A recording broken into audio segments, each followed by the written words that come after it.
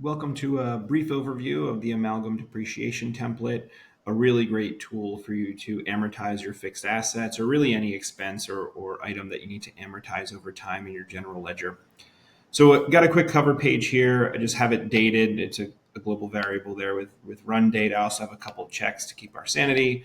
Some additional directions if you aren't in a video watching a video like this. But I'll walk through it very briefly and you can kind of see how it works. So the first element here is a fixed asset schedule itself.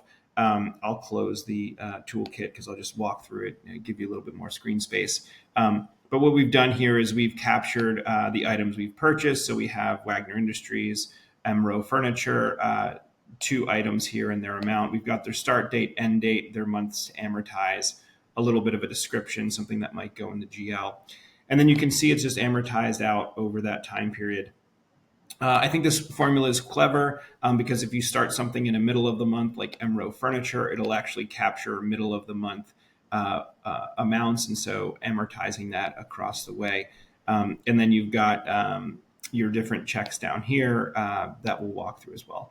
I have it dropping the data right into the schedule. You could also do something where you run another amalgam report that's, say, pulling from the general ledger for those fixed assets accounts, and you're actually just driving and pulling this information directly in from there.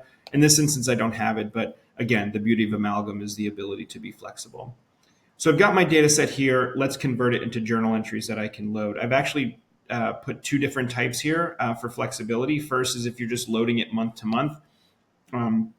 You can see I've made a journal entry for each item. So that first one, which was the factory machinery, the second one, which was a depreciation of furniture. And this formula flows through with the amount of that particular item. So if I were to go to, let's say, 2023, for instance, I should get a zero amount, right? Because that was not something that was being amortized at that time. So this is great if you're just uploading it on a monthly basis, using it in your monthly close template. Every month you can come in, change the date, and load it up.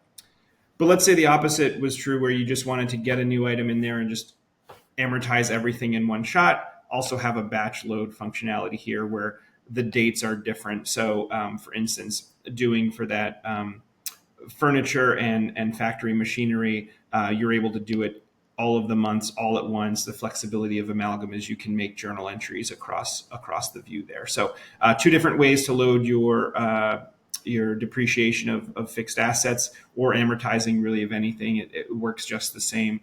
And then I've got this last tab here, which is just a bit of a check, looking at accumulated depreciation, looking at our fixed assets, using the left side here, my formula zone, if you want to call it that, to check the amounts.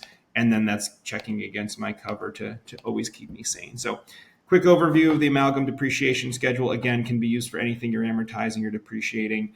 And that's sort of the gist of it. Thanks.